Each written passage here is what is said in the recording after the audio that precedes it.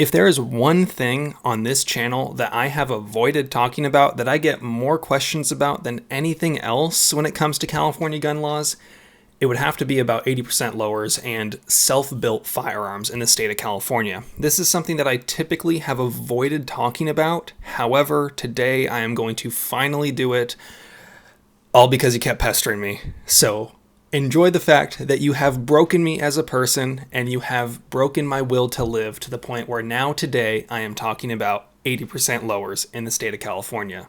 Today's wacky mic holder is not a dildo like someone suggested on my previous video. However, it is rather phallic. This is a pistol buffer tube. This is a round buffer tube that came with my Franklin Armory CA11 that I then built into a Title I. Today we're talking about 80% lowers though, so let's move into that. Now, 80% lowers in California are something that previously were regulated like any other state in the nation.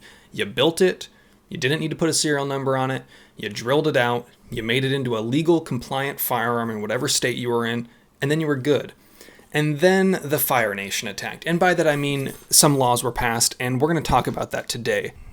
So first we're going to look at this PDF from the DOJ. It's legal requirements for self-made firearms. I'm just going to kind of briefly skim through this, and then at the end of it, I will talk about some key points we need to take away. First, in order to do this, you actually have to be eligible to possess a firearm. So if you are a felon, if you're a prohibited person, or if you're under 18 years old, you are not allowed to make a gun because you are not legally permitted to own a gun. You're not allowed to possess guns. They must be made into legal firearms. So if you're going to comply with the law, you need to make sure that you follow the assault weapon laws and the safe handgun roster laws. Now, if you're going to not comply, I'm not going to tell you how to live your life. In fact, I don't believe that I have ever told someone to or not to comply. I've given you guidance on how to comply if you choose to do that. However, I have maintained the stance that if you choose to not follow the law, that's on you. I'm not going to tell you how to live your life. You're an adult. So, serial numbers. First, in order to actually build a firearm now, you're going to have to apply for a serial number, and I'll show you how to do that in a minute. California law also requires individuals who possess, manufacture, or assemble firearms in the state to apply for DOJ or for a unique serial number for each self-made firearm. Any person who possesses a self-manufactured or self-assembled firearm that does not bear a serial number must apply to the DOJ for a unique serial number by January 1st, 2019. So basically what this was saying is that if you many years ago built an 80% lower and it did not have a serial number at the time that this law was passed, you were then going to have to go out and get your own serial number from the DOJ and then put that on. It says any person intending to manufacture or assemble a firearm after July 1st of 2018 must first apply to the DOJ for a unique serial number. So if you have an 80% lower in the current day and age and you want to make it into a legal firearm, first, you must apply for a serial number from the Department of Justice, then you need to build it, then you need to upload proof and show photos that you actually did it. Now, the part that you really need to read is, once you receive your unique serial number, it must be permanently placed on the firearm according to DOJ regulations. Firearms created through 3D printing using polymer plastic must bear the unique serial numbers on an embedded piece of stainless steel. It then describes what the actual stainless steel has to weigh and the material that it's made of, giving you more information. You cannot sell self-made firearms. It says there's limited exemptions. I'm not going to go into those. If you want to know those, you can do the own research for yourself. All the information you need would be at the bottom of this PDF here. So let's jump back up to number 2. They must be legal weapons. When it comes to manufacturing an unsafe handgun in the state of California, basically what this says is if you're going to make a gun that is first exempt from the roster by being single shot and making all the other requirements necessary, once you get that serial number and make that gun as a single shot and upload proof, they are saying that they don't believe that you can actually modify it to semi-auto. Now, there's many people that disagree, and I'm going to show you some, and I'm going to give a link down below that you can read from Michael Lawyers talking about how the DOJ doesn't really have the right to make this call, but they are still saying it. So you have to choose whether you want to take that risk. If you want to get off-roster handguns, there are some ways to do it, and I will talk about that in a future video. In the meantime, if you're looking for some stuff that might be harder to come by, my personal recommendation would be to check out Second Amendment Zone down in Rancho Cucamonga, and they might be able to help you out. So now let's talk about the actual process of getting a serial number. Well, first we're going to have to navigate to the cfars.doj.ca.gov website. You're going to have to create an account. Now, I'm not going to show you how to create an account because that would require me to show you all my personal information, and I'm just not going to do that. So you're going to get to a login, you're going to have to create an account. Once you create that account, you get to this screen here. Now, there's all kinds of drop-down menus, all kinds of stuff here that you can look at. I'm going to move my camera down here. So California Reporting Information System, Certificate of Eligibility, Unique Serial Number Application, this is what we're interested in, but you can also do the Automated Firearm System, Personal Information Update. So if you move and you want to change your address so that you can buy ammo in the future, that's what you're going to need to go to. But we want this, Unique Serial Number Application. I've already got this open in a new tab, so it doesn't show you any of my personal information. So this is where you'd actually go to. So you get on this, it says Unique Serial Number Application. This gives you a bunch of information that you need to know. Fill out your first name, middle name, last name, suffix, all that information, where you live, your email, funewsome@dojlaws.com, California driver's license, yes, all my information. So as you see, I was born on January 28th, 1902. I'm a female, I'm 3'1" and 500 pounds. I am white with hazel eyes, brown hair, U.S. citizen, and I was born in California. At this point is where we would fill out the firearm information, and this is going to be the most relevant to you. So let's show you here. Right now, there's currently no other drop-down. However, in the future, that will be amended so that you can build a Title I firearm like the one that you see back there. So let's just, for example, say we want to build a rifle. Select category. I'm going to say that this is semi-automatic. I'm going to say receiver only, no. Model, yes, because I am making that determination. What caliber am I going to make it? Let's say we're going to make it .223 Remington.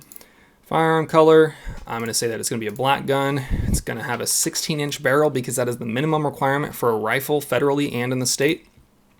16 inches, date of manufacturer, I'd fill out that information. Material, this is aluminum, explain materials, comment, and then you can figure out what you want to do there. Once you actually fill out this information and send it off, you have applied for a serial number. You don't get to start building the gun yet. So once you actually filled out all that information, you don't actually get to start building just yet. You have to then wait for the DOJ to respond to you, to reply, and give you an approval. Once they give you an approval, you can take your 80% lower, get it engraved properly. If you're going to be making a 3D printed gun, you're going to have to account for the fact that you need a proper piece of stainless steel as listed in this document that I will link below. You're going to have to get that information put on there as per the DOJ requirements and have that permanently embedded into the receiver of the firearm. So now I want to kind of talk about the elephant in the room. What about guns that you owned prior to July 1st, 2018 that you had already built into a full firearm and that you had properly serialized? For this, I am actually going to go to 80percentarms.com. They have a California 80% lower kind of description. So here it says California lower laws and frequently asked questions. Now, I'm not a lawyer. You guys need to remember that. And they are not giving you legal advice here. They're just giving their interpretation of it. But it seems to be that many people on the internet also agree with this. So the following is for California residents only. In July 2016, California passed AB 857. This legislation required all complete firearms to have a serial number applied by January 1st, 2019. As stated in the paragraph above, an 80% lower receiver is not a firearm, so a serial number is only required once the 80% lower receiver is completed. Again, to reiterate, unfinished 80% lower receivers do not need a serial number. Currently, an 80% lower is not a gun, is not regulated like a gun. Once you drill that first hole, it becomes an 81% receiver and is legally a firearm. If you build an 80% lower into a 100% lower receiver after July 1st, 2018, you must first apply to the California DOJ for a serial number, pay a fee, they'll then assign it, yada, yada, yada. If you built your firearm prior to July 2018 and already engraved a serial number of your choosing that is in compliant with the ATF regulations, the text of the law seems to indicate that this should be in compliance. However, we have heard that the California Department of Justice had made statements suggesting that people must engrave a new DOJ-issued serial number on their lower, even though the lower receiver already has an ATF-compliant serial number engraved on it. In our personal opinion, it does not seem like this is what AB 857 actually requires. However, we are not lawyers and can't offer legal advice. I'm not a lawyer, and I highly suggest you read the law yourself and come to your own conclusion, but if you want to minimize your risk in encountering problems with the DOJ, it may be advisable to engrave a CA DOJ-issued serial number. So, what this is saying, the question that you guys have been asking me nonstop about, if you built your gun prior to July 1st, 2018, and you put a serial number on it prior to July 1st, 2018, that is in compliant with ATF regulations, that would seem to indicate that this is in compliance with the state of California. Now, I'm going to reiterate for you, I'm not a lawyer. However, what it seems to be saying is that if you owned your 80% lower, made it into a complete firearm, and had it serialized per ATF requirements prior to July 1st, 2018, that would be in compliance with the state of California. Hopefully, this helps you understand what I'm trying to say, as I cannot tell you to break the law. However, it might appear like this law is hard to enforce, meaning that if someone were to theoretically get an 80% lower that they've owned for the last few years without a serial number and put a serial number on it per ATF descriptions, how would the DOJ know that you didn't do that prior to July 1st, 2018? Okay, I'm going to stop talking like an idiot so that we don't have to answer these questions in the comments section. So, I hope this was helpful when it comes to 80% lowers. Let's wrap this up real quick. If you want to legally today build an 80% lower, you must legally be allowed to own a firearm. You must first apply for a DOJ serial number. Once you get approved, you must put that serial number on the gun, complete the gun, and then upload proof to the DOJ within 30 days that you actually made that gun per the specs that you offered them and that they required you to put on. It appears as if you cannot make a AR-15 pistol or any other type of handgun in the state of California from a 80% lower, or make your own pistol because of the safe handgun requirements. However, many people disagree with that. I personally would not recommend that you make a handgun or a pistol or an AR-15 pistol from an 80% lower. At some point, you will be able to make other firearms, like a Title I firearm from Franklin Armory, through the DOJ system. However, currently, it has not been updated due to the current situation going on with the coronavirus. Hopefully, that answers all your questions. If you have any more, feel free to leave a comment below.